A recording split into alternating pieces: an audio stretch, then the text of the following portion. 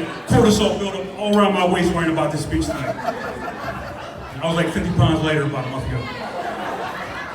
So anyway, I want to welcome everybody here tonight.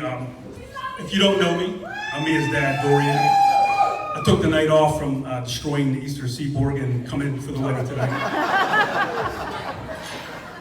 On behalf of myself, Mia's mother, Asha, and Dylan's parents, Greg and Mary, I wanted to welcome you all here tonight. And thank you for taking time out of your busy lives to be here. I know this is a busy time of the year. And for those of you who travel from other countries like India and various states throughout the U.S., I want to thank you for your effort to be here and wish you a safe trip home whenever that may come. I want to thank a few people before I start. This is a little bit long, so eat your salads. First and foremost, I want to thank Dylan's parents, Mary and Greg, for all their help in preparing for tonight. We couldn't do it without their help. I want to thank and acknowledge Mia's godparents, Victor Olaf and Mia and Michelle Lyoni. Sorry, Michelle. Not only for their help with the wedding, but for always being there for Mia since the day she was born, and not just with gifts or financially, from the heart, always being there for her whenever she needed them. I'm a little nervous.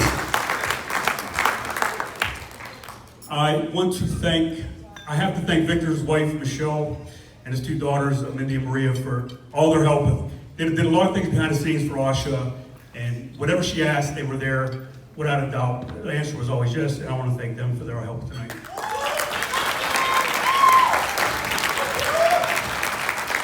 And I want to thank Sam Iovito for supplying us with his homemade wine. It's his father's recipe. So if you don't like it, I beg you, keep it to yourself. Otherwise, Asha and I will have to add you to the list of places and people we can no longer associate with. I can't go to Tambellini's, I want to go so bad. You know that story. And then finally, I want to thank all our cookie makers. As you can see, there's a heck of a cookie table back there. I think I've been hearing about this cookie table before me even had a boyfriend. It was like God said, Asha, I'm going to send you to earth and you will be married. And you will have a child, and that child will be married someday. And you will have the best cookie table that the world has ever seen. And she put a team together. And I want to, congratulations on Asha, your team. You did a wonderful job. And I don't think anybody could argue with that cookie table back here. It's amazing. Please take many home tonight. Eat your salads. I'm just getting started. So, I Googled father's speeches, and Google says 6 minutes. I'll be a little bit over 6 minutes, but those thank yous don't count.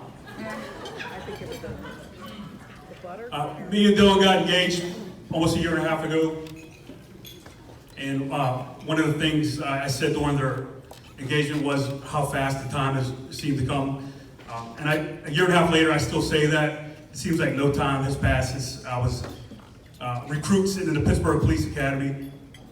I remember going home on April 7th, 1993.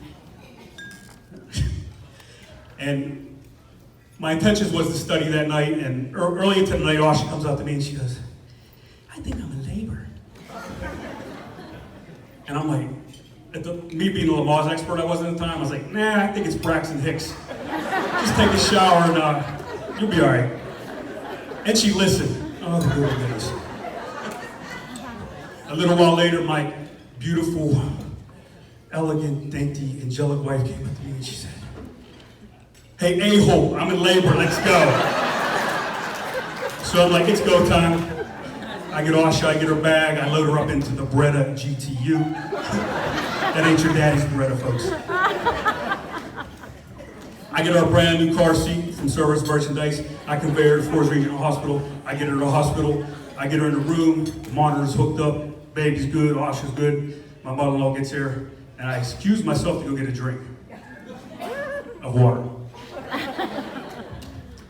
As I'm coming back towards Asha's room, I see Forest Regional's tallest and handsomest doctor ever leaving Asha's room.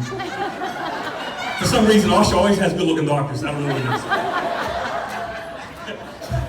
is. So I'm walking towards the room, and he sees me. He don't say hi, he don't shake my hand, nothing. He just fades away. And when I open the door, I realize why. I walk in, and I see a puddle on the floor, and I see fluid dripping down from Osha's bed, and I'm like, what the hell happened in here? And my mother-in-law goes, oh, Dr. Hanson just broke She's water. I'm like, wow, this guy went all up in my wife's stuff. I never broke Osha's water. And he couldn't even shake my hand, he couldn't say nothing. He just rolled, like, disappeared. I never seen him again the entire night, or the next day. But I'm like, this isn't about me, this is about Osha, it's about the baby. I settled in for 14 and a half hours of misery, 14 hours of rough biscuits, saw his dad, ice chips, bliss sticks, I don't want chapstick. It's too hot, it's too cold. Next thing you know, it's the next day, it's between 9 and 10 in the morning. It's a beautiful spring day. We moved to the delivery room. I'm standing at Osha's left, and behind me is two big windows, no blinds in the winter. It's overlooking a wooded area behind the hospital. It's a beautiful spring morning. There's trees right outside the window. There's birds in the trees, and you could actually hear them chirping even through Osha's screams.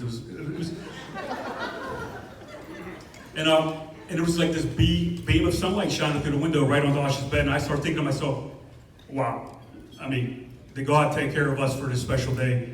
It was like you couldn't ask for a better morning, a better setting. I hear Dr. Knepp say, we're almost there, Osha, a couple more pushes, we're almost there. And that's when I looked. And that's when I looked, and that's when I understood the term a mother's love. Because only a mother's love can allow a human being to love the human being that did that to their vagina. A mother's love, fathers, you'll never understand it. You think you love your daughters, but you don't. Dr. Knepp says, one more push, Osha, we're there. And the next thing I know, Dr. Knepp is standing there looking like Rafiki holding Simba. She points Mia towards me, she goes, here you go, Dad. Exact words. And Mia and I meet for the first time, and the first thing I notice is 3 inches of dark brown hair and big brown eyes, wide open, and they just weren't open, they were clear and looking around, and she had this look on her face, like if you could put words to a look, her look was like, do I know you? And I was like, hi, Mia. I'm the guy that's been outside your mama's belly for the last 3 months that she kept saying no to.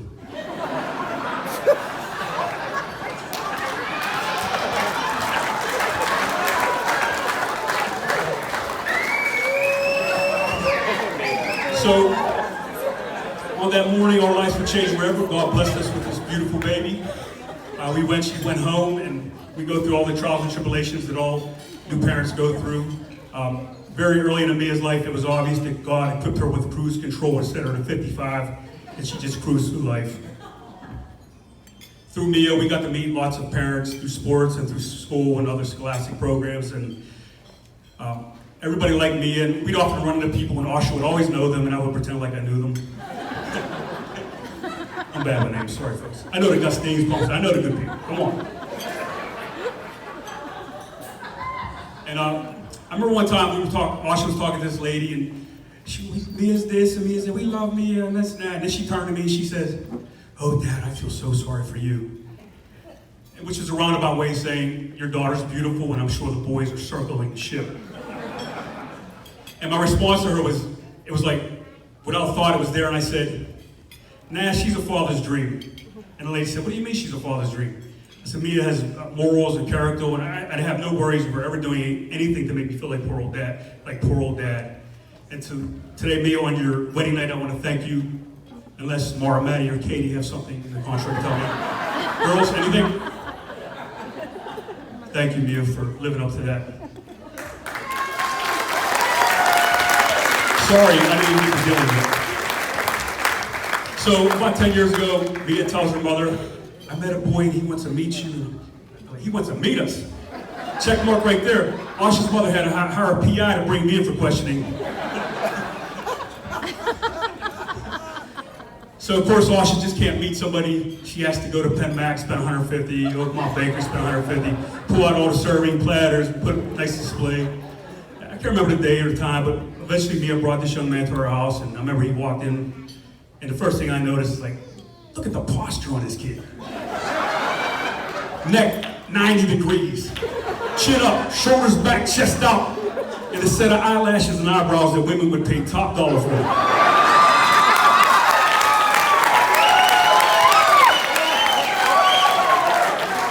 And Dylan came into our house and he gave me and Asha our first, "Hi, Mr. and Mrs. Molina." And from that day, and until this date, every day in between, every time Dylan came to our house, whether it was snowing, raining, whether me was home, he'd park his car, take his shoes off, come into the house, and say, "Hi, Mr. and Mrs. Molina." So, hi, Dylan.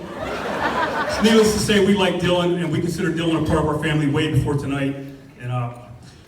And people would ask us, is me dating anybody? And me and Asha, whenever we would describe Dylan, we'd describe Dylan as a throwback. And some people would say, "What do you mean he's a throwback?"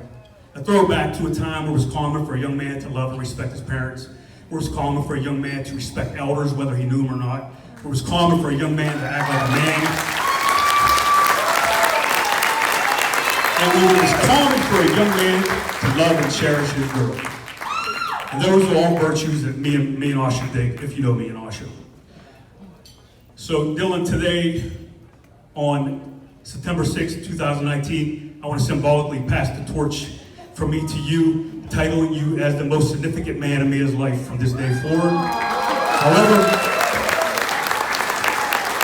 However, with that title, I charge you with her happiness and her well-being for the rest of your days. Do you accept this? I do. Thank you. The title is yours, Dylan.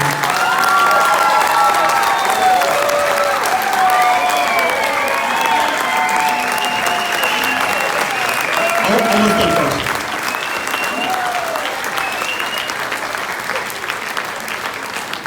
So finally, there's a lot of love in this room for you both. There's a lot of people this night is happy this day has come, and look forward to being part of your lives and being part of your journey together as husband and wife. And every day is not going to be a great day, but knowing you two, the way I know you got a lot of good days ahead of you. Who's crying? So finally, on behalf of myself, Asha, Nicholas, and Nanima, I want to welcome Dylan and Dylan's entire family into our family. We are all now one. Me and Dylan, I wish you nothing but the best. I love you both. And that's it. Let's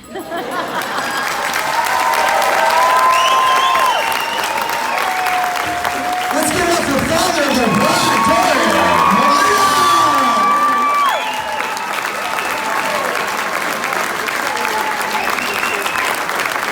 Jeez, that's a tough one to follow, sir. So there's only one